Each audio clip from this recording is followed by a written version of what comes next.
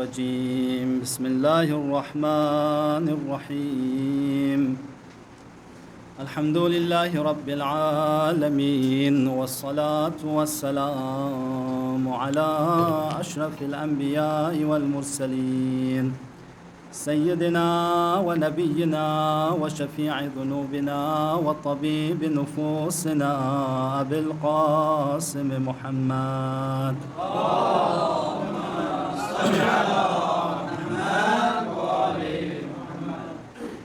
وعلى آل بيته الطيبين الطاهرين واللعنة على أعدائهم أجمعين من الآن إلى قيام يوم الدين أما بعد فقد قال في كتابه الكريم بسم الله الرحمن الرحيم إن الدين عند الله الإسلام صدق الله العلي العظيم وصدق رسوله النبي الكريم صلى الله عليه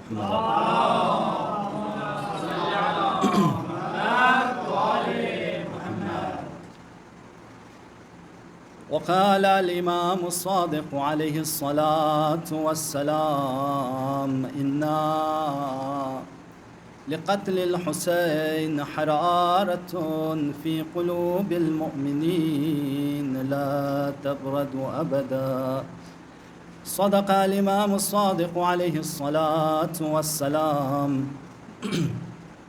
عزیزان گرامی قدر عزاداران ابا عبداللہ الحسین 1444 ہجری قمری کی آج چاند رات ہے. ہم اور آپ اس فرش عزا پر آئے ہیں تاکہ امام حسین اور اصحاب حسین اور انصار حسین کی اس مشن کو، اس ہدف کو، اس مقصد کو یاد کیا جائے. ہم کیوں یہ فرش عزا بچھایا کرتے ہیں؟ ہم کیوں عزا خانوں کو سجایا کرتے ہیں؟ ان سب کی وجہ یہ ہے چونکہ یہ عزاداری ہماری پہچان ہے، یہ عزاداری ہماری شناخت ہے، یہ عزاداری ہماری ایک آئیڈینٹی ہے. اگر یہ عزاداری نہ ہو تو ہماری شناخت ہی ختم ہو جائے، ہماری پہچان ہی مٹ جائے. اس عزاداری کا مقصد کیا ہے؟ مشن ابا عبداللہ الحسین کیا ہے؟ کربلا میں کیا اتفاق رونما ہوا تھا؟ کربلا سے ہم کیا درس حاصل کر سکتے ہیں؟ یہ وہ سوالات ہیں جو آج کل بہت سے جوانوں کے ذہنوں میں ہیں کہ ہم اتنا اہتمام سے پوری دنیا میں شیعیان حیدر کرار جیسے ہی محرم الحرام کا مہینہ آتا ہے سب جمع ہو کے آتے ہیں، عزا خانوں کو سجاتے ہیں، ماتمداری کرتے ہیں، کالے کپڑے پہنتے ہیں، گلی کوچوں کو سیاہ پوش کر دیتے ہیں. ان سب کی وجہ کیا ہے؟ کیوں ایسا کرتے ہیں؟ مقصد امام حسین کیا تھا؟ کربلا میں کیا اتفاق رونما ہوا تھا کہ جس کے بنا پر یہ سارے اہتمام پوری دنیا بھر میں مسلمان انجام دیتے ہیں؟ جوانوں، کربلا میں جو اتفاق رونما ہوئے وہ دو کردار کی جنگ تھی. وہاں دو مکتب کے درمیان جنگ شروع ہوئی. ایک مکتب حسینی ہے، دوسرے مکتب کا نام مکتب یزیدی ہے. ایک مکتب علوی ہے، دوسرے مکتب اموی ہے.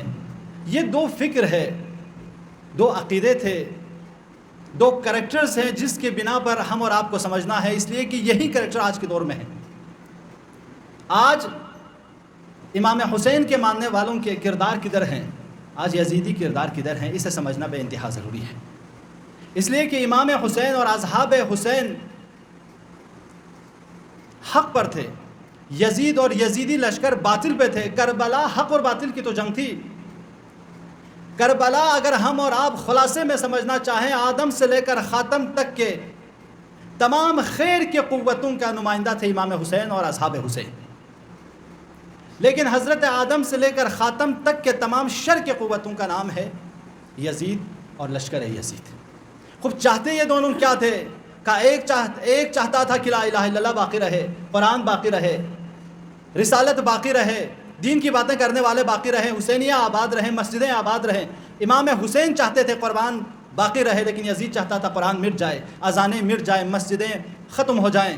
لیکن آپ خود آج فیصلہ کر لیجئے، اگر دین کی باتیں کرنے والے باقی ہیں، مسجدیں آباد ہیں، حسینیہ آباد ہیں، تو یاد رکھیے کہ رسول اللہ کا نواسہ حسین جیتا ہے اور ابو سفیان کا نواسہ یزید ہارا ہے۔ صلوات پڑھ دیں محمد والا۔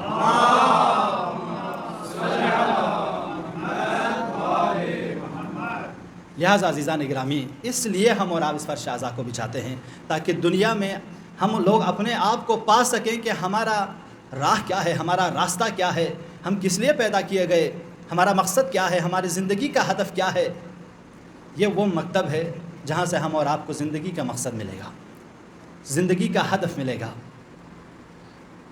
مکتب حسینی، ایک حسینی کو کیسے ہونا چاہیے، ایک مسلمان کو کیسے ہونا چاہیے، ایک شیعہ علوی کو کیسے بننا چاہیے، یہ درسگاہ سوائے امام حسین کے یہاں سے کہیں اور نہیں ملے گا۔ جوانوں، خداوند عالم کی قرآن کتاب اس پوری دنیا میں اگر کسی کے پاس ہے وہ مسلمانوں کے پاس ہے۔ اسلام اگر کسی کے پاس ہے وہ ہمارے پاس ہے۔ خدا کے سب سے بڑی نعمت ہے اسلام۔ دین ہمارے پاس، قرآن ہمارے پاس، رسالت ہمارے پاس، امامت ہمارے پاس، عزاداری ہمارے پاس، غدیر ہمارے پاس، عاشورہ ہمارے پاس، مہدویت ہمارے پاس، ظہور ہمارے پاس۔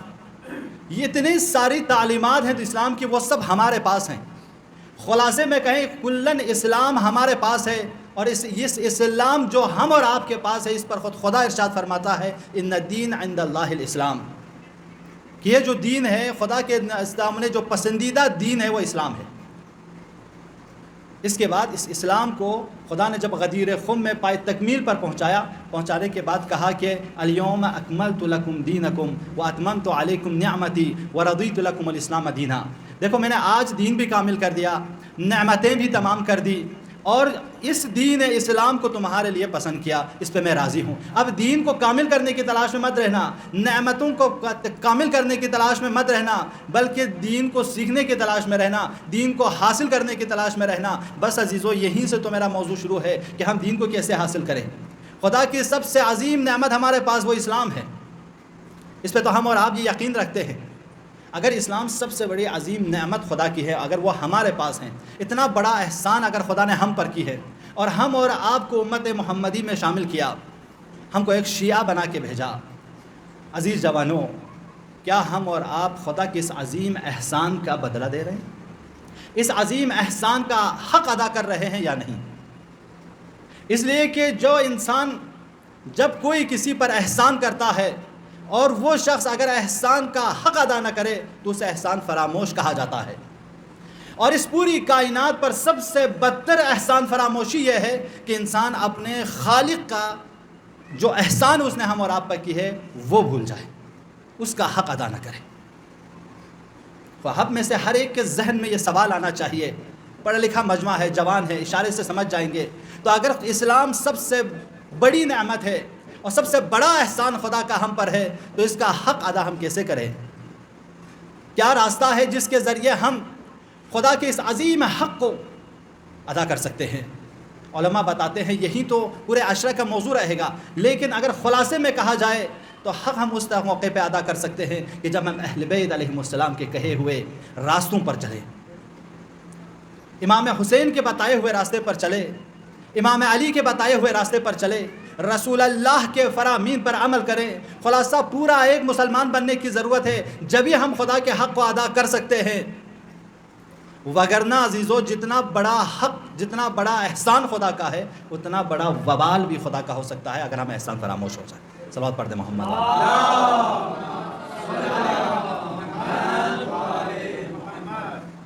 لہٰذا یہ ابتدائی مجلس ہے، کیونکہ ہم اور آپ نے جو ٹاپک رکھا ہے وہ یہ کہ ہم اسلام کے بنیادی عقائد کو سیکھنا چاہتے ہیں۔ اسلام کی بنیادی عقائد کیا ہیں؟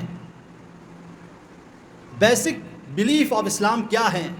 ہم اور آپ سے پوچھنا چاہیں کہ مسلمان بنتا کیسے ہے، ایک شیعہ ہوتا کیسے ہے، اس کے لیے کون سے آئیڈیالوجیز کو ماننے کی ضرورت ہے، کون سے عقائد کو اپنے اندر رکھنے کی ضرورت ہے، تاکہ ہم اور آپ بتا سکیں اس لیے بنا پر میں شیعہ ہوں، اس بنا پر میں مسلمان ہوں۔ اس لیے کہ قرآن کے مطابق یہ بات واضح ہے کہ اسلام سب سے پسندیدہ دین خدا کے پاس، اور اسلام سے کامل کوئی دین نہیں، کیونکہ خدا خود کہہ رہا ہے اسلام کے آنے کے بعد کہا کہ کامل ہو گیا نعمتیں، دین بھی کامل ہو گیا، اور یہی دین، اس سے میں خدا راضی ہوں۔ اب جو اس دین پر عمل کرے گا اس سے خدا راضی ہوگا۔ لیکن اب یہ دین عزیزو، کیا یہ دین وراثت میں ملتا ہے؟ کیا مسلمان پیدا ہوتے ہی مسلمان ہوتا ہے؟ جس طرح ایک برہمن پیدا ہوتے ہی برہمن ہوتا ہے، ایک راجپوت پیدا ہوتے ہی راجپوت ہوتا ہے، ایک جاٹ پیدا ہوتے ہی جاٹ ہوتا ہے، تو کیا ایسے ہی ایک مسلمان چونکہ مسلمان گھرانے میں مسلمان کا بیٹا ہے، مسلمان کا پوتا ہے، مسلمان کی پوتی ہے، مسلمان کی بیٹی ہے، اس لیے مسلمان ہوتا ہے؟ سوال ہے جوانوں، وہ ابتدائی گفتگو ہے، جب تک آپ ان کوشچن کو جواب نہیں دیں گے، آپ کے ذہنوں میں ان سوالوں کا جواب نہیں ہوگا، تو آپ کیسے کہہ سکتے ہیں کہ آئی ایم مسلم؟ آپ اپنے آپ کو مسلمان کے ٹائٹل کیسے دے سکتے ہیں؟ کیا آپ چونکہ آپ کے ماں باپ مسلمان ہیں اس لیے مسلمان ہیں؟ جس طرح ایک پنڈت کے گھر میں پیدا ہوتا ہے، مسلمان پنڈت رہتا ہے، ایک ہندو کے گھر میں پیدا ہوتا ہے تو وہ ہندو رہتا ہے، کیا ویسے ہی ایک انگریز کے گھر میں، بھئی کیا اسلام ذات یا پات کا نام ہے؟ جس طرح ایک ذات والے ایک انگریز کے یہاں پیدا ہوا تو وہ انگریز ہو رہ گیا، ایک ہندی ہندوستان میں پیدا ہوا تو وہ ہندی ہو گیا، ویسے ہی ایک مسلمان جو ایک مسلمان گھرانے میں پیدا ہوا، مسلمان قبیلے میں پیدا ہوا، مسلمان گھرانے میں پیدا ہوا، مسلمان شہر میں پیدا ہوا، مسلمان ملک میں پیدا ہوا، اس لیے آپ اپنے آپ کو کہہ سکتے ہیں کہ میں مسلمان ہوں؟ سوال سمجھیے، آپ نہیں کہہ سکتے، آپ کہیں گے نہیں سر ایسا نہیں ہو سکتا کہ کوئی کہے کہ چونکہ میں مسلمان گھرانے میں پیدا ہوا ہوں اس لیے میں مسلمان ہوں، چونکہ میں مسلمان قبیلے میں پیدا ہوا ہوں اس لیے میں مسلمان ہوں۔ آپ میں سے ہر کوئی کہے گا نہیں، اسلام لانے کے لیے یا اسلام میں مسلمان بننے کے لیے یہ شرط نہیں ہے۔ تو اور 2-3 مثالیں دے دوں تاکہ واضح ہو جائے۔ آپ اس لیے مسلمان ہیں چونکہ آپ کرتا پہنتے ہیں، وہ اس لیے کافر ہے چونکہ وہ دھوتی پہنتا ہے، اس لیے اسے ہم کہتے ہیں غیر مسلم، اور آپ کو مسلمان کہہ رہے ہیں، کیا ایسے ہیں؟ یا آپ گوشت کھاتے ہیں، وہ گوشت نہیں کھاتا اس لیے آپ مسلمان، وہ کافر، کیا یہ معیار ہے مسلمان ہونے کے؟ جوانوں سمجھ رہے ہیں نا؟ چلے میں کہتا ہوں، آپ کہہ رہے ہیں کہ زبان سے میں مسلمان ہوں تو بس مسلمان ہو جاتا ہے؟ جس طرح ایک پنڈت، ایک برہمن سنسکرت کے الفاظ اسے سمجھ میں نہیں آتا، سنسکرت کے کچھ الفاظ کے منتر کرنے کے بعد وہ کہتا ہے وہ برہمن ہے، ویسے ہی آپ عربی کے کچھ الفاظ جو آپ سمجھیں گے نہیں، آپ کیا بتایا جا رہا ہے اس میٹر کا آپ کو کوئی ترجمہ آپ کے سمجھ میں نہیں آتا، اب آپ پھر کہہ رہے ہیں کہ اس کو پڑھنے کے بعد میں مسلمان ہوا ہوں، کیا ایسا ہے؟ آپ میں سے ہر جوان کہیں گے جناب ہم صرف زبان سے کہہ دینے سے میں مسلمان نہیں ہوں، اور میں چونکہ مسلمان گھرانے میں پیدا ہوا تب بھی میں مسلمان نہیں ہوں، میں کرتا پہنتا ہوں تب بھی میں مسلمان نہیں ہوں، میں گوشت کھاتا ہوں تب بھی میں مسلمان نہیں ہوں۔ ابتدائی کوشچنز ہیں جو عام طور پر ہمارے یہاں انہی بحث کی بنا پر مسلمان اور غیر مسلمان ہونے کا فیصلہ کیا جاتا ہے۔ اب میں کہوں گا آپ سے کہ چونکہ آپ کا نام عبداللہ ہے، اس کا نام رحمان ہے، آپ کا نام علی ہے، اس کا نام جعفر ہے، اس کا نام زہرا ہے، اس کا نام فاطمہ ہے، اس لیے آپ مسلمان، وہ اس لیے کافر چونکہ اس کا نام راجو ہے، وہ کرتار سنگھ ہے، وہ رام ہے، وہ مودی ہے، وہ امت شاہ ہے، اس لیے وہ ہندو، آپ مسلمان، کیا نام کی بنا پر آپ مسلمان ہو؟ کیا معیار ہے مسلمان ہونے کے جوانوں؟ کیا انہی معیار کے بنا پر ہم اور آپ مسلمان ہیں، یا مسلمان ہونے کے لیے کسی اور چیز کی ضرورت ہے؟ آپ میں سے ہر جوان کیا کہیں گے؟ کسی اور چیز کی ضرورت ہے۔ کافی وہ چیز کیا ہے کہ جس کے بنا پر میں مسلمان بنوں گا، اور جب آپ مسلمان بنیں گے تبھی تو آپ خدا کے اس عظیم احسان کا بدلہ دے پائیں گے، نہیں تو آپ نہیں دے پائیں گے۔ تو آپ مجھے بتائیے، پھر آپ اور ہم صاف آج کی پہلی مجلس میں یہ مقدمہ ہے ایک مسلمان ہونے کے لیے کہ بھئی ہمیں مسلمان ہونے کے لیے معیار زبان نہیں ہے، قوم نہیں ہے، نسل نہیں ہے، بھائی چارگی نہیں ہے، پھر کیا ہے؟ پھر ایک ہی فرق ہے کہ میں مسلمان ہوتا ہوں چونکہ میں اسلام سیکھتا ہوں، اور وہ غیر مسلمان رہتا ہے چونکہ وہ اسلام کو سیکھتا نہیں۔ بھائی تو پھر خلاصے میں یہی کہوں نا، مسلمان اس وقت بنے گا جب اس کے پاس علم آئے گا، مسلمان اس وقت بنے گا جب اس کے پاس علم آئے گا۔ علم کے بغیر آپ مسلمان نہیں ہو سکتا، اور علم کے بغیر آپ مسلمان رہ بھی نہیں سکتے۔ اب سوال یہ پیدا ہو جائے گا کہ وہ علم کیا ہے جس کی بنا پر میں مسلمان ہوں گا؟ وہ علم کیا ہے جس کی بنا پر میں مسلمان ہوں گا؟ وہ علم ہے ہمارے اور آپ کا عقیدہ، جسے ہم کہیں کہ مثلا میں مسلمان اس لیے بنتا ہوں کیونکہ میں اپنے خالق کو پہچانتا ہوں، میں خالق کے نبی کو پہچانتا ہوں، میں خالق کے امام کو پہچانتا ہوں، میں اس کے حلال و حرام کو پہچانتا ہوں، میں اس کے صحیح اور غلط کو پہچانتا ہوں، میں اس کے واجبات اور محرمات کو پہچانتا ہوں، میں اس کے بتائے ہوئے اخلاقیات پر عمل کرتا ہوں۔ تو آپ کو اندازہ ہو گیا نا کہ مسلمان اس وقت تک نہیں بن سکتا جب تک آپ کے پاس خدا کے بتائے ہوئے فرامین نہ ہو، رسول کی سیرت نہ ہو، اہل بیت علیہم السلام کے فرامین نہ ہو. نہیں تو آپ لاکھ زبان سے کہتے رہیے مسلمان، آپ لاکھ گھرانوں میں پیدا ہو جائیے مسلمان، آپ مسلمان نہیں کہہ سکتے. اسی لیے تو امام سجاد علیہ السلام نے فرمایا تھا، دیکھو جہنم اور جنت کو خلق کرنے کا 2 ہی مقصد ہے کہ جو جنت میں جائے گا وہی لوگ جنت میں جائے گا جو اس عقیدے کو مانتا ہوگا، جو اطاعت الہی کرتا ہوگا، جو اطاعت الہی کے ساتھ ساتھ تعلیمات اسلام پر عمل کرتا ہے وہ جنت میں جائے گا، چاہے وہ غلام حبشی ہی کیوں نہ ہو. لیکن اگر اسلام پر عمل نہ کرتا ہو، خدا کی بتائے ہوئے فرامین پر نہیں چلتا ہو، وہ جہنمی ہے، چاہے وہ قریشی ہی کیوں نہ ہو. آج کے الفاظ میں کہا جائے کہ اگر جو دین پر عمل کرے، چاہے وہ انگریز ہو، چاہے وہ انگلینڈ کا ماننے والا ہو، رہنے والا ہو، چاہے ہندوستان کا، چاہے پاکستان کا، چاہے کشمیر کا، چاہے کارگل کا، چاہے لداخ کا، چاہے ایران کا، چاہے کسی بھی قوم و ملت سے ہو، اگر وہ خدا کی وحدانیت کا اقرار کرتا ہے، رسالت کا اقرار کرتا ہے، امامت پر ایمان رکھتا ہے، تو یاد رکھیے وہ کہیں بھی ہو مسلمان میں داخل ہوگا، وہ اسلام کے پیروکار میں شامل ہوگا. لیکن اگر ہم اور آپ جو مسلمان شہروں میں ہیں، مسلمان گھرانوں میں پیدا ہوئے ہیں، لیکن اگر ہمارے اور آپ کے پاس دین کے کچھ تعلیمات نہ ہوں، صرف نام کے مسلمان ہوں، ہمارے پاس پیغمبر کی سنت کچھ بھی نہ ہو، اہل بیت علیہ السلام کے فرامین نہ ہوں، تو ہم اور آپ ولو مسلمان گھرانے میں پیدا ہوئے ہوں، ولو سید کی اولاد ہوں، ولو شیخ کی اولاد ہوں، آپ مسلمان نہیں ہو سکتے. مسلمان رشتہ داری کا نام تو نہیں ہے نا. امام سجاد صاف کہہ گئے، ہماری قریشی ہونا، اگر اسلام پر عمل کرو گے تو قریشی ہونے کا فائدہ ہے، اسلام پر عمل نہیں کرو گے تو تم بھی جہنمی ہو.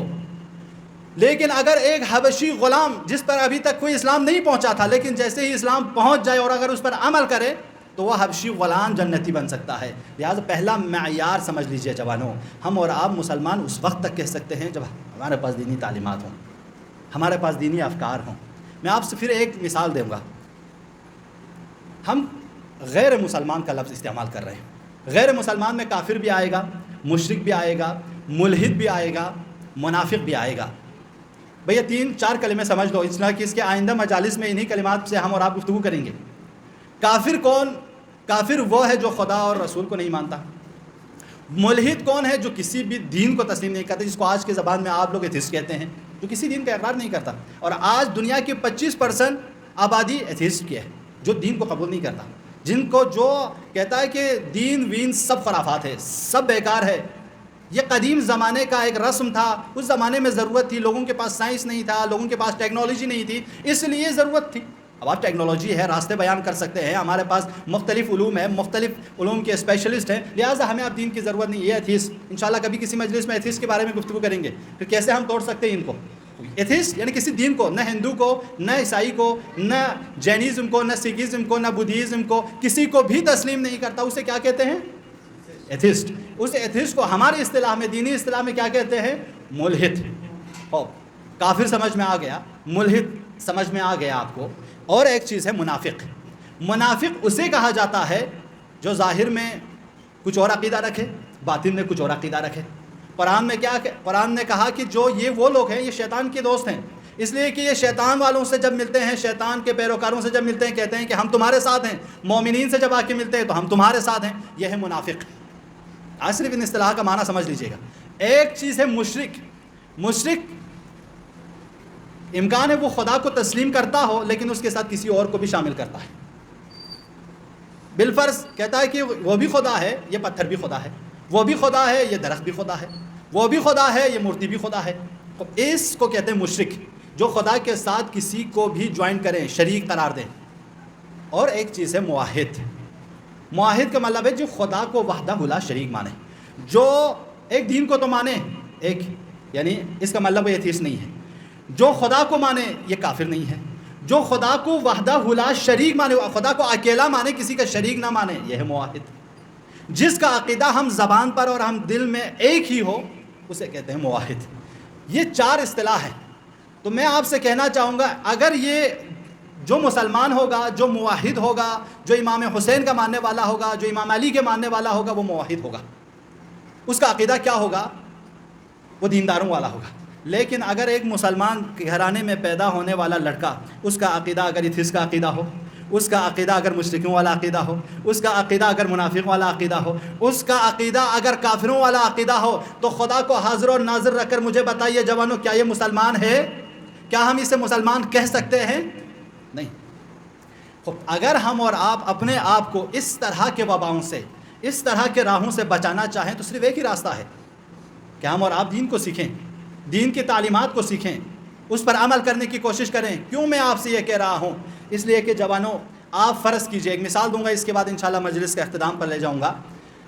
آپ اندھیرے میں ہیں، آپ اندھیرے میں کسی انسان کو ایک لکیر پر چلائیے، اندھیرے میں ہے انسان، اس کے پاس کوئی روشنی نہیں ہے، اس کو ایک لکیر پر چلائیے، امکان ہے وہ اس لکیر پر چلتے چلتے کہیں اور نکل جائے، یا راستے میں کوئی دجال بیٹھا مل جائے، وہ کہے ارے میاں تم غلط جا رہے ہو، میں تجھے راستہ دکھا دوں، وہ اس لکیر سے اسے ہٹا کر سیدھے راستے سے ہٹا کر کہیں اور لے جائے، گمراہ کر دے۔ کیونکہ اس کے پاس روشنی نہیں ہے، وہ اندھیرے میں ہے۔ تو اندھیرے کا مسافر کہیں بھی جا سکتا ہے، یا خود بھی بہک سکتا ہے یا دوسرا بھی آ کے بہکا سکتا ہے۔ بھئی یہی قیاس کر لو جوانوں، اسی مثال کو اپنی اس دنیاوی زندگی پر فٹ کر لو۔ اگر ہمارے اور آپ کے پاس صحیح دین نہ ہو، صحیح عقیدہ نہ ہو، صحیح آئیڈیالوجی نہ ہو، صحیح فکر نہ ہو، تو ہم اور آپ یا خود بہک جائیں گے یا کوئی دجال ہمیں بہکا دے گا۔ صلوات پڑھ دے محمد و آل محمد۔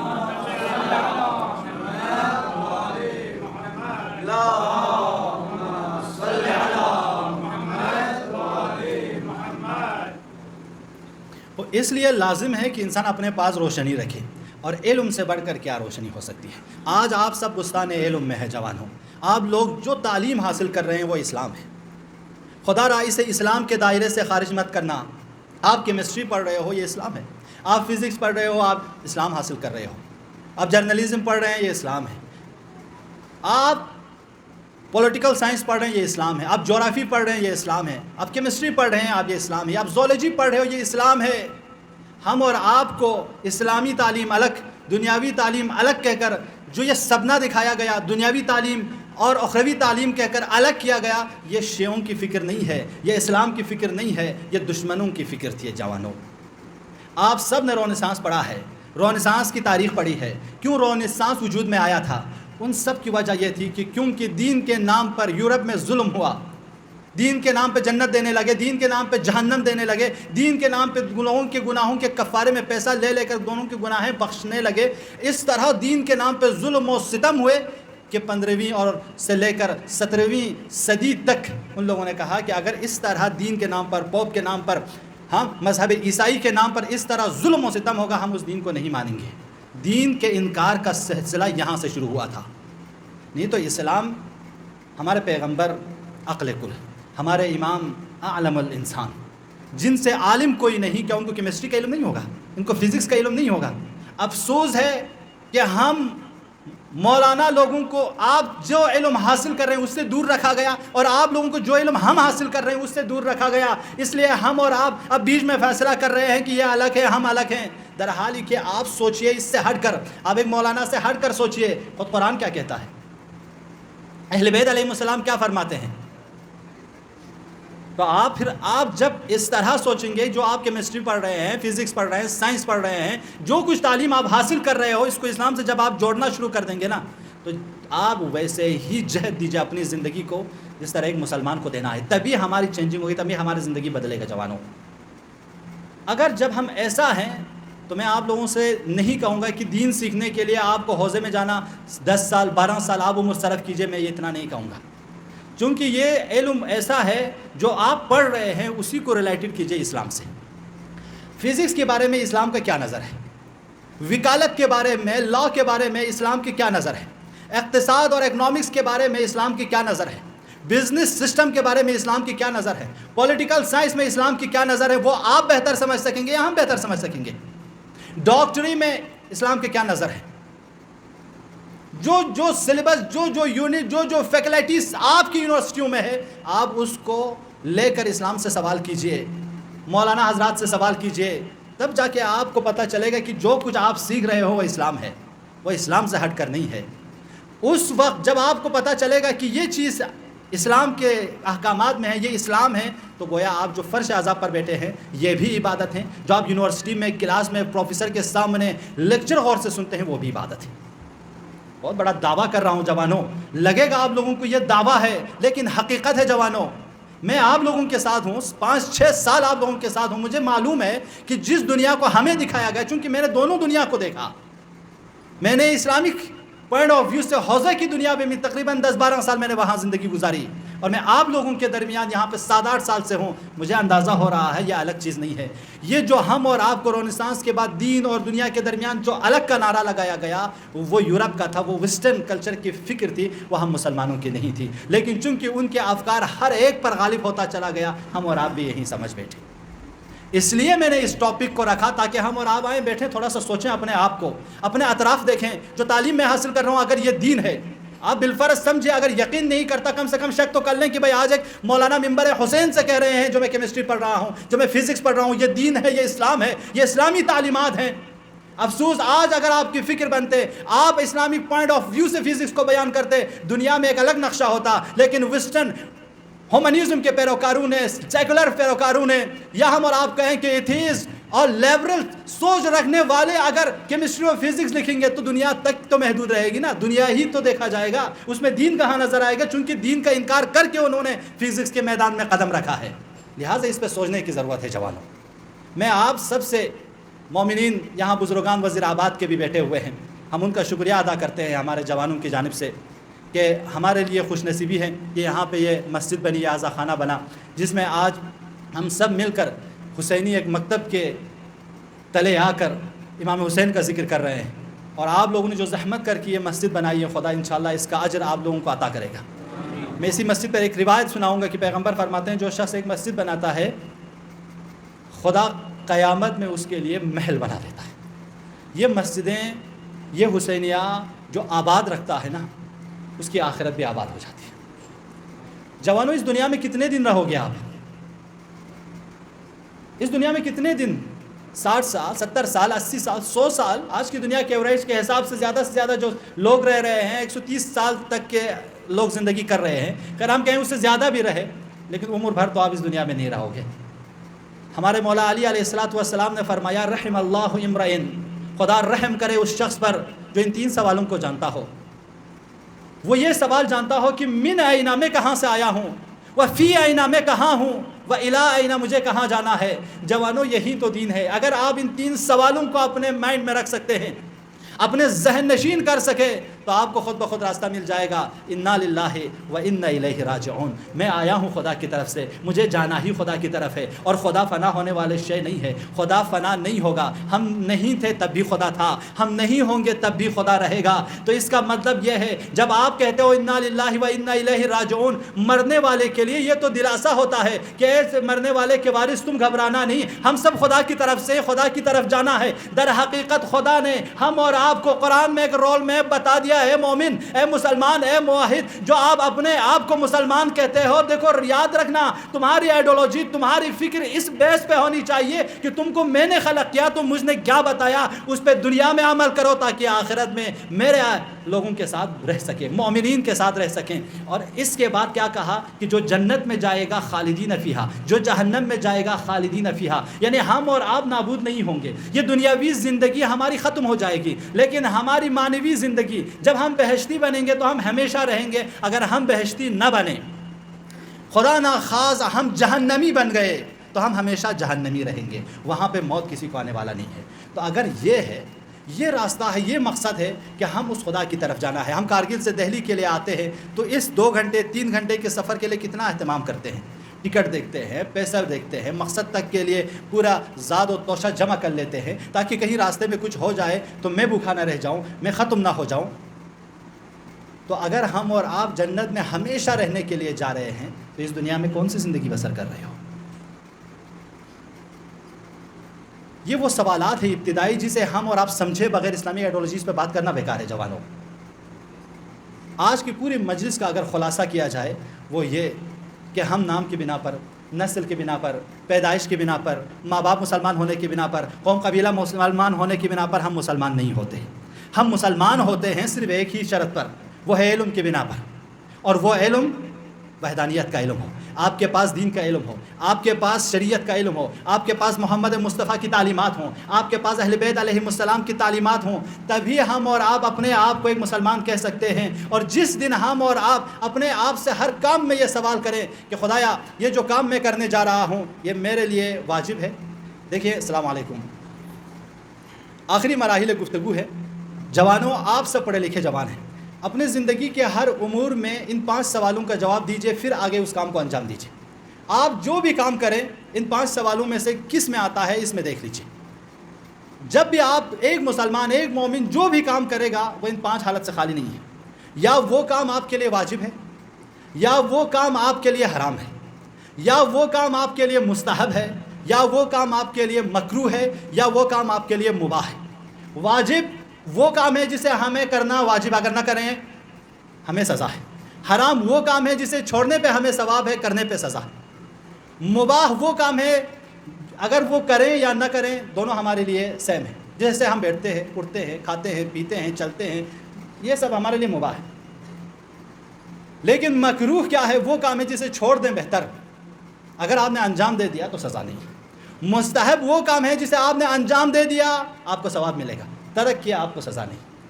آپ اپنی زندگی میں جو بھی کام کیجئے ان 5 سوالات کو سامنے رکھیے، کہیے جو فرش اعضاء پہ میں آیا ہوں یہ کیا ہے؟ آپ میں سے کتنے جواب دے سکیں کہ فرش اعضاء پر آنا کیا ہے؟ واجب ہے، مستحب ہے، حرام ہے، مباح ہے، مکروہ ہے، کیا ہیں؟ آپ میں سے اکثر نے کہا مستحب ہیں، بہت سے علماء فرماتے ہیں ہمارے واجب ہیں۔ فرش اعضاء پہ آنا بھی واجب ہے لیکن مستحب مؤکد ہے۔ بیشتر علماء کا نظر ہے کہ مستحب ہے۔ ویسے ہی آپ کالج جاتے ہیں، یونیورسٹی میں جائیں گے، دوستوں سے بات کریں گے، ہر ایک پہ سوال اٹھائیے کہ اب یہ کام میرے لیے کیا ہے۔ آج کے بعد پورے مجلس کا خلاصہ آپ کو دے رہا ہوں، جانے کے بعد ایک چارٹ بنائیے جوانوں، ان 4 سوالوں کے ساتھ کہ یہ جو میں کام کرنے جا رہا ہوں، دن بھر آپ جو کام کرتے ہیں ان سارے ایک دن عمل کیجئے، صرف ایک دن عمل کر کے دیکھ لیجئے، میں جو دن بھر یہ کام کرنے جا رہا ہوں کتنے میں نے واجب کام انجام دیے، کتنے میں نے حرام کام انجام دیے، کتنے مجھ سے مکروہ کام انجام پائے ہیں، کتنے مجھ سے مباح کام انجام پائے ہیں، کتنے مجھ سے مستحب کام انجام پائے ہیں۔ اگر ہماری اور آپ کی زندگی اس چارچوب میں جائیں، آہستہ آہستہ موحدانہ زندگی کی طرف جائیں گے، آہستہ آہستہ ہم مسلمان بنیں گے، آہستہ آہستہ ہم حسینی بنیں گے، آہستہ آہستہ ہم علوی بنیں گے۔ یہ تو ایسے ہی شعار لگانے سے، نام رکھنے سے ہم مسلمان ہونے والے نہیں ہیں۔ جوانوں، اس علم کے لیے آپ کو حوزے میں جانے کی ضرورت نہیں ہے، آپ کو 10 سال 12 سال حوزے میں جانے کی ضرورت نہیں ہے۔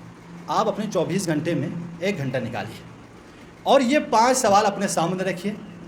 اس کے بعد روزانہ 1 گھنٹہ اس 5 سوال کا جواب دیجیے۔ آپ مجھے کچھ نہیں پڑھیے، آپ کو پڑھنا نہیں ہے، آپ صرف اپنے روزانہ کے کاموں کو ان 5 سوالوں کے اندر لائیے اور اسی حساب سے اپنے آپ کو آزمائیے۔ اگر آپ سے واجب کام انجام پا رہے ہیں اور حرام کام آپ سے ترک ہو رہے ہیں، مستحب کام آپ انجام دے رہے ہیں، تو آپ اپنے آپ کو انکریز کرتے جائیے، بڑھاتے جائیے، اور آہستہ آہستہ آپ اس مقام پہ پہنچیں گے کہ آپ خود بخود مسلمان ہو چکے ہوں گے، آپ خود بخود مومن ہو چکے ہوں گے، آپ کو ہر چیز کا علم آ چکا ہوگا۔ کیونکہ آپ کے پاس فارمولہ آ گیا ہے، آپ کے پاس میتھڈ آ گیا ہے، آپ کو کیسے چلنا ہے یہ راستہ آپ کے لیے مشخص ہے۔ اتنی بڑی نعمت ہے یہ اسلام، کتنا آسان کر دیا ہے ہماری زندگی کو، لیکن افسوس ہم اس پر عمل نہیں کرتے، اور عمل نہیں کرنے کی بنا پر ہم بین ہیں، نہ ہماری زندگی بہت اچھی ہے اور نہ ہماری زندگی بہت بری ہے۔ لہذا جوانوں، اس اہمیت کو مد نظر رکھتے ہوئے اپنی زندگی کو گزاریے۔ یہ فرش اعضاء ایک کڑی ہے اس اصل مقصد تک پہنچنے کے لیے۔ ہم اور آپ جنتی نہیں بن سکتے جب تک ہم حسینی نہیں بنیں گے۔ یہ فرش اعضاء بہت بڑی نعمت ہے، اسے غنیمت جانو جوانوں۔ یہ فرش اعضاء ہم اور آپ کو جوڑنے کے لیے، ہم اور آپ کو خدا تک لے جانے کے لیے، اہل بیت سے نزدیک کرنے کے لیے ایک زمینہ ہے، اسے غنیمت جانو۔ جب ہم اس فرش اعضاء پر آتے ہیں، علماء بتاتے ہیں کہ مستحب ہے کہ انسان باوضو آئے، چونکہ آپ عبادت کے لیے آئے ہو۔ اور آج تو میں نے آپ لوگوں کی خدمت میں عرض کیا کہ آپ یونیورسٹیوں میں جائیں گے، اپنے کالجوں میں جائیں گے، وہاں بھی باوضو جائیے، کیمسٹری کی کتاب کو، فزکس کی کتاب کو، آپ کی تمام کتابوں کو جو آپ لوگ جس سلیبس کو آپ لوگ یہاں پڑھنے آئے ہیں ان کو باوضو پڑھیے، اس کو اسلام کے دائرے میں لائیے، کہیے کہ یہ اسلام ہے، ہمارے تعلیمات کی بنا پر جو کچھ ہم پڑھ رہے ہیں یہ اسلام ہے۔ تو آپ اندازہ کیجئے کتنے بڑی خدمت آپ انجام دے رہے ہیں یہاں پہ یونیورسٹیوں میں آ کے۔ یہ اب اس کے بعد رسول کی حدیث ہیں کہ طالب علم کے پیر کے نیچے فرشتے پر بچھاتے ہیں۔ طالب علم تو صرف وہ نہیں ہے نا، میں نے پہلے کہا کہ جو حدیث اور قرآن کو پڑھ لیں وہ صرف طالب علم نہیں ہے، جو آپ پڑھ رہے ہو چونکہ وہ بھی تو خدا کی طرف سے ہیں، وہ کسی اور کی طرف سے ہیں کیا؟ جو دنیا بھر میں علوم ہے وہ کسی اور کی طرف سے ہیں؟ نہیں ہے، تو وہ بھی خدا کی طرف سے ہیں، تو اسے بھی تو اب جس طرح ایک طالب علم کے پیر کے نیچے پر بچھائے گا فرشتہ، ویسے ہی آپ کے پاؤں تلے پر بچھائے گا۔ لیکن آپ کو اپنے علم کو مقصد دے دو کہ میں یہ علم دنیا کی 4 دن کی نوکری کے لیے نہیں، بیوی بچے پالنے کے لیے نہیں، میں یہ علم جس خدا نے مجھے خلق کیا ہے، جس نے مجھے یہ توفیق دی ہے، جس نے مجھے یہ علم حاصل کرنے کے لیے اتنے اچھے ماں باپ دیے، اتنے میری تربیت کی، مجھے بہترین یونیورسٹیوں میں انہوں نے ایڈمیشن دلایا اور مجھے کوئی مشکل آنے نہیں دیا میری زندگی میں تاکہ میں ایک بہترین انسان بنوں۔ خدایا اس سے بہتر انسان کیا بن سکتا ہے کہ میں اپنے اس علم کو تیرے لیے پڑھوں، اپنے اس علم کو قربتاً اللہ پڑھو۔ جوان آپ کوئی بھی کام کرو قربتاً اللہ، کتاب کھولو قربتاً اللہ، مجلس میں آؤ قربتاً اللہ، تب جا کے ہم اور آپ کو زندگی کا نہج ملے گا۔ بس عزیزو، یہ فرش اعضاء ہے جس میں ہم اور آپ آئے ہیں۔ جوانوں، ہم اور آپ گنہگار ہیں، خطا کار ہیں، ہر انسان اس دنیا کا گنہگار ہے، خطا کار ہے، لیکن یہ فرش اعضاء ہے کہ جس میں آنے کے بعد اب اس انسان کو گنہگار مت کہنا۔ آیت اللہ وحید خراسانی فرمایا کرتے ہیں کہ جو انسان فرش اعضاء پر آتا ہے وہ انسان گنہگار تھا فرش اعضاء سے آنے سے پہلے، آپ کو پتہ تھا، یقین تھا یہ انسان گنہگار ہے، لیکن فرش اعضاء پہ آنے کے بعد، امام حسین کے مصائب سن کے رونے کے بعد، یہ انسان اگر دوبارہ واپس چلا جائے تو اس انسان کو پھر گنہگار مت کہنا، اس لیے کہ یہ فرش حسین، یہ فرش اعضاء ابا عبداللہ الحسین، یہ اعضاء خانے قبۃ الحسین کے مانند ہے۔ جوانوں، جس طرح امام حسین کے قبے کے نیچے جو بھی دعا مانگے گا خدا رد نہیں کرتا، ویسے ہی اس فرش اعضاء پر آئے ہو جو بھی دعا مانگے گا آپ کا رد نہیں ہوگی۔ لہٰذا اپنے لیے، اپنے والدین کے لیے دعا کرو جن کے پاک تربیت نے آپ کو آج اس فرش اعضاء پہ لایا ہے۔ والدین باحیات ہیں تو ان کی حیات کے لیے دعا کرو، اگر والدین اس دنیا سے رحلت کر گئے ہیں ان کے گناہوں کی مغفرت کے لیے دعا کرو، اس لیے کہ آج نہیں کل نہیں ہم اور آپ کو بھی مرنا ہے۔ ہماری اولاد ہماری یاد تب کرے گی جب ہم اپنے والدین کو یاد کریں گے۔ کما تدین تدان کہا جاتا ہے، جیسے آپ کرو گے نا ویسے ہی آپ کے ساتھ ہوگا۔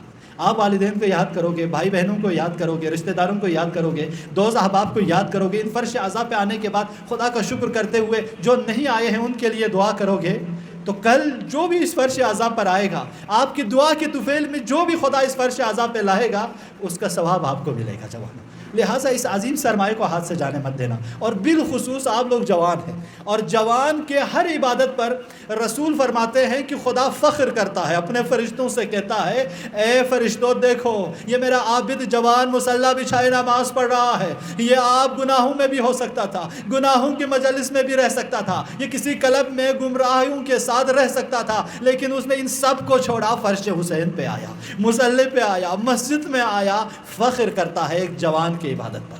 توبہ کرنا جوانوں، توبہ کرنا سب کے لیے اچھا ہے، لیکن رسول فرماتے ہیں اگر کوئی جوان توبہ کر لے تو وہ احسن ہے، بہترین کام ہے ایک جوان کے لیے وہ توبہ کرے۔ توبہ کا مطلب ہے پلٹ آنا۔ پروردگار آج تک میں نماز نہیں پڑھتا تھا، آج سے نماز پڑھوں گا۔ پروردگارہ آپ تک میں غیبت کرتا تھا، آج سے غیبت نہیں کروں گا۔ پروردگارہ آج تک میں ماں باپ کو فون نہیں کرتا تھا، ان کی یاد نہیں کرتا تھا، آج میں ماں باپ کو یاد کروں گا۔ جوانوں، یہی ماں باپ آپ کی جنت بھی ہے، جہنم بھی ہے۔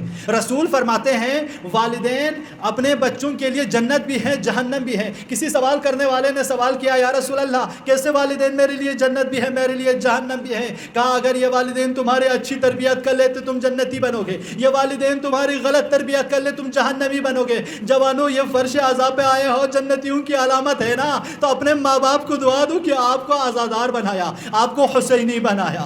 اس سے بڑھ کر میں اور کیا کہہ سکتا ہوں جوانوں؟ لہٰذا ماں باپ کو مت بھولنا جوانوں۔ ماں باپ ہی کے دودھ کی تاثیر ہے والدہ کی کہ جو آج آپ حسینی ہے۔ لہٰذا عزیزو، اس فرش اعضاء پہ آئے ہو، محرم کی آج چاند رات ہے، آج پہلی شب ہے جس میں ہم اور آپ آئے ہو۔ یہ وہ مصیبت ہے جس پر ہر امام نے سفارش کی۔ جب ہمارے ائمہ علیہ السلام محرم کی چاند دیکھتے تھے تو اپنے مرثیہ خوانوں کو بلاتے تھے، آؤ مرثیہ پڑھ لو۔ سیاہ پوش ہو جاتے تھے۔ امام رضا فرماتے ہیں جب محرم کا دن آتا تھا، محرم کا مہینہ آتا ہے تو میرے بابا کو ہنستے ہوئے کسی نے نہیں دیکھا، حزن و غم کے عالم میں رہتے تھے۔ امام رضا فرماتے ہیں یا ابن الشبیب ان كنت باكيا للشاب فابكي على الحسين۔ اے شبیب کے فرزند، اگر تمہیں کسی پہ رونا آ جائے تو میرے جد حسین پر رو لینا۔ اجرکم اللہ عزیزو، اب عبداللہ الحسین ابھی کربلا کے راستے میں یہ قافلہ جو 28 سفر کو چلا تھا، جب یہ قافلہ آیا تو کیا ہوا جوانوں؟ مدینہ ویران ہو گیا۔ کیوں نہ ہوتا مدینہ ویران، کیوں نہ ہوتا؟ اس لیے کہ حسین آ چکے، زینب آ چکے، بنی ہاشم کے جوان آ چکے۔ لیکن جب مدینے سے آ رہے تھے، ایک دفعہ امام حسین قبر رسول پر آئے، امام کے پاؤں جمے ہوئے، اپنے بھائی کے قبر پہ گئے، تب بھی امام حسین کا پاؤں جمے ہوئے۔ لیکن جب والدہ کی قبر پہ آئے تو امام حسین کا پاؤں ڈگمگایا۔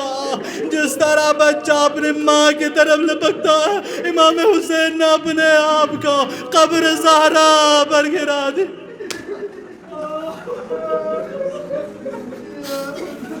اجرکم اللہ زادران ابا عبداللہ، مولا کوئی غم نہ دے سوائے غم ابا عبداللہ الحسین کے۔ امام حسین جب قبر زہرا پر آ گئے کیا کہا؟ السلام علیکی یا اماں، اے میری والدہ، حسین کا سلام، آخری سلام قبول کر لیجئے۔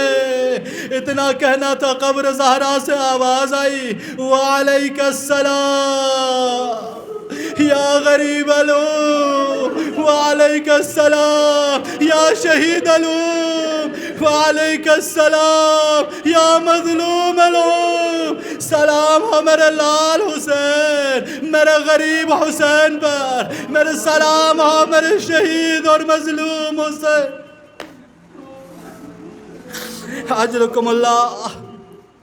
امام حسین والدہ کی قبر سے ودا ہو کر رخصت ہو کر آئے، قبر رسول پر جب آئے عزیزو، آنے کے بعد ایک مناجات کی، اللہم ھذا قبر حبیبک و نبیک، پروردگارا یہ قبر آپ کے حبیب اور نبی محمد مصطفیٰ کا ہے، وَأَنَا ابن بنت نبی، پروردگارا میں آپ کے حبیب کی شہزادی فاطمہ کا لال ہوں۔ اس کے بعد امام حسین فرماتے ہیں پروردگارا قد حضرنی هذا العام وما قد علمت، پروردگارا وہ وقت آ گیا ہے جس کا علم آپ کو بھی ہے۔ اريد ان امر بالمعروف وانهى عن المنکر، خدایا میں امر بالمعروف کرنا چاہتا ہوں، میں نہی عن المنکر کرنا چاہتا ہوں، خدایا میں تیری مرضی پر رہنا چاہتا ہوں، اور یہ جو قبر نبی ہے اس صاحب قبر کی مرضی پہ زندگی کرنا چاہتا ہوں۔ اس کے بعد قبر رسول پر آئے، قبر رسول سے مخاطب ہو کر ایک مناجات کی۔ امام حسین نے کیا فرمایا؟ یا رسول اللہ خود الیکا، اے میرے نانا مجھے اپنے پاس بلا لیجئے۔ نانا مدینہ رہنے کی جگہ نہ رہی، آپ کے حسین جا رہے۔ اجرکم اللہ عزیزو، امام حسین قبر رسول پر جاتے تھے، رخصت ہو کر آتے ہیں، پھر دوبارہ قبر پہ جاتے ہیں، رخصت ہو کر آتے ہیں، پھر جاتے ہیں، رخصت ہو کر آتے ہیں، بار بار قبر رسول پر جاتے ہیں، پھر ودا کر کے واپس آتے ہیں۔ جب آخری مرتبہ گئے امام حسین تو امام حسین نے قبر رسول پر اپنا رخسار رکھا تو امام حسین کو نیند آ گئی۔ ابھی یہ قافلہ جانے کے لیے تیار ہے، آخری وقت میں امام حسین کو نیند آ گئی، یہ کیسے ہو سکتا ہے؟ تو علامہ نقی نے فرمایا، علامہ سید علی نقی فرماتے ہیں کبھی کبھی انسانیت کے اوپر جب اس کے نفسیات حاکم ہو جاتا ہے تو اس کے بدن پہ بھی حاکم ہو جاتا ہے۔ ارے جب امام حسین نے اپنے رخسار کو قبر رسول پہ رکھا، امام حسین کو اپنا بچپنا یاد آیا، ارے یہ تو اس کا قبر ہے جس کے سینے پر میں سویا کرتا تھا۔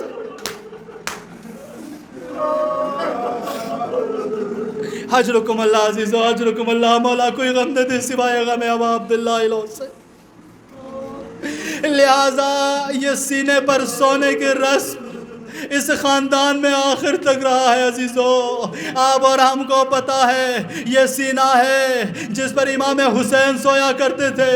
ارے کربلا میں سینہ حسین پر سکینہ سویا کرتی تھی، اسی لیے تو جب شام غریبہ آیا سکینہ مقتل کی طرف آئی، اینا اینا بابا آپ کہاں ہیں؟ بابا آپ کو تو معلوم ہے نا آپ کی بیٹی سکینہ کو آپ کے سینے کے بغیر نیند نہیں آتی، بابا کہاں ہے؟ اور شام غریبہ کے اس بیابان جنگل میں سکینہ چیخ رہی ہے۔ ایک دفعہ مقتل سے آواز آئی، الیہ الیہ یا بنیہ، اے میری بیٹی سکینہ ادھر۔ حجرکم اللہ عزیزو، جیسے ہی حضرت سکینہ امام حسین کے پاس آئی، امام حسین کے سینے پہ سر رکھ کر جب سوئی ہے نا تو اس وقت جاگی ہے جب حضرت زینب ڈھونڈتی ہوئی آئی ہے۔ جب حضرت زینب نے اٹھایا، کہا ہے میری سکینہ، میری بیٹی سکینہ، یہ جنگل میں تم کیسی سو رہی ہو؟ بس اتنا کہنا تھا۔ سکینہ نے معصومیت سے پھوپھی سے عرض کیا، پھوپھی اماں مجھے بھی پتا ہے یہ جنگل ہے، مجھے بھی پتا ہے یہاں سونا نہیں چاہیے، لیکن پھوپھی اماں میں کیا کرتا؟ ارے جس سینے پہ میں سویا کرتی ہوں وہ سینہ میرے بابا اسی جنگل میں سویا۔